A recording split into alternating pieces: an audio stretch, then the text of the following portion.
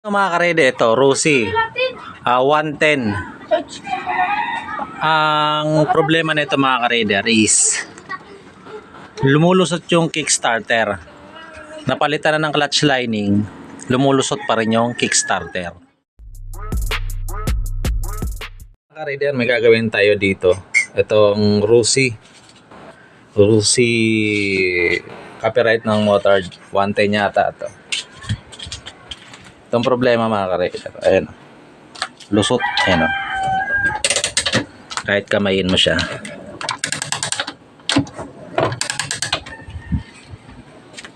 So yung mga kareder, titignan natin kung anong problema na ito. Itong Rusi 110. Binakalas ko na rin para malinisan kasi ayan o. So buksan muna natin ito mga kareder, ayan. Buksan muna natin itong crank ng clutch. So ito mga ka-raider, no, itong Rusi, kakaiba kasi wala siyang primary clutch. Ito na yung clutch niya mga ka-raider. Ito mga ka-raider, ito Rusi 110. Ang problema nito mga ka-raider is lumulusot yung kickstarter. Napalitan na ng clutch lining, lumulusot pa rin yung kickstarter. Tapos dinala na sa shop mga ka-raider. Kumakagat na yung kickstarter. Tinakbo, mga 30 minutes tinakbo papunta dito. Pag uwi, lumulusot na naman yung kickstarter. So ang ginawa kasi dito mga ka-raider, ito, pinilitan ng pang Euro na clutch hub. Kaso ang problema mga ka-raider, ito,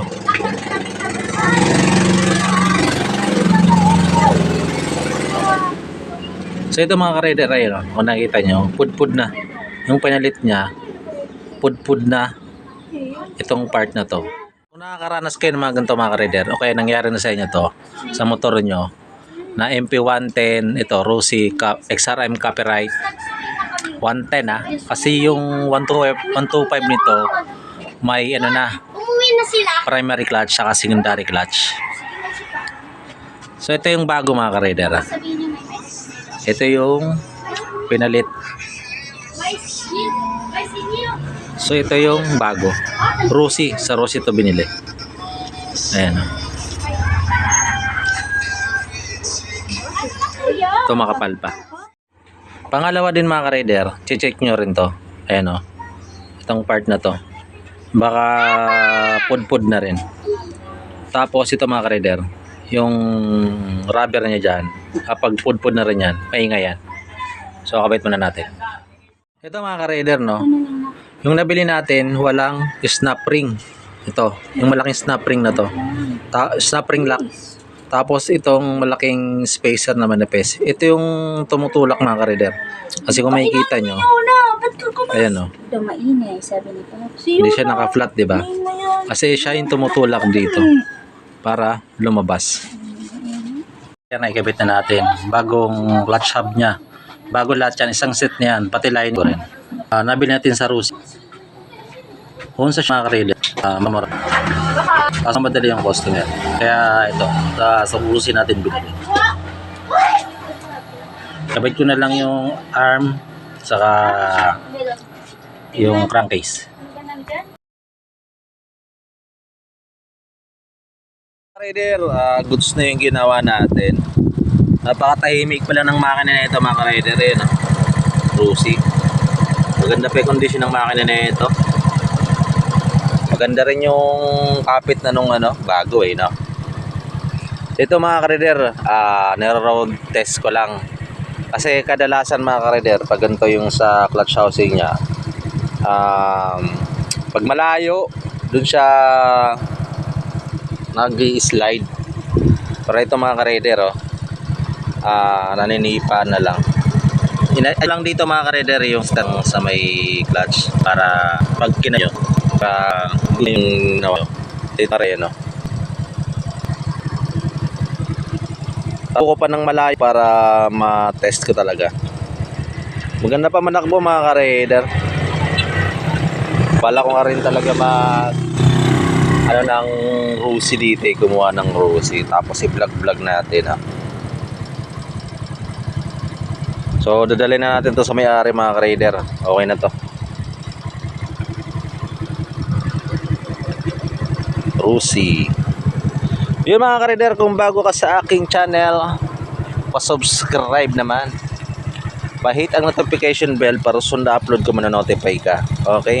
At kung sa Facebook mo ito napapanood mga ka-raider, pa-follow na rin ako. Pa-share para makatulong sa iba.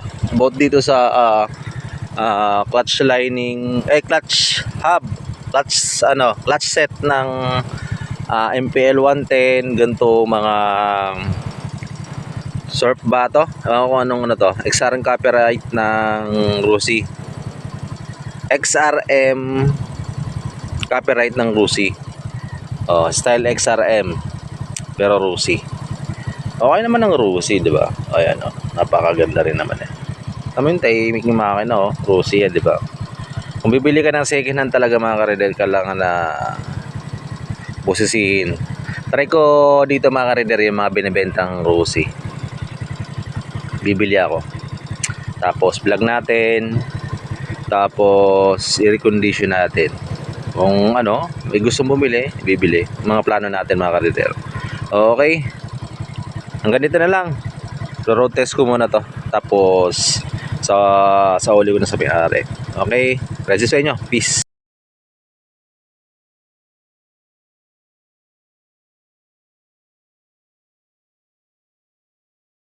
Paganto rin pala mga ka-raider, mga lusot na yung sa lining niya.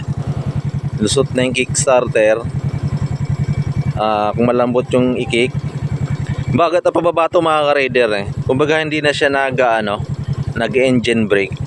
Parang nagpi-freewheeling na lang siya. Sige mga ka-raider. Ganda pa to, ayan.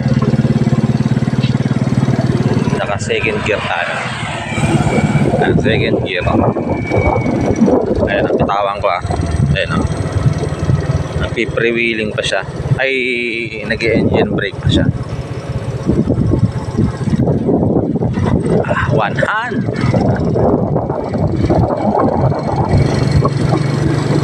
Tercera. Ayan, tercera mga ka-raider.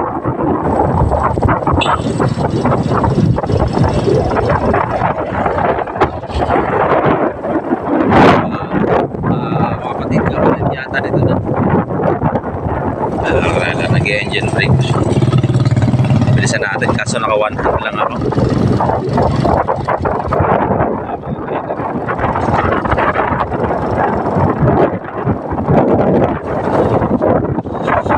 Sige na, bibilisan ko na to. Dito na lang mga ka-raider.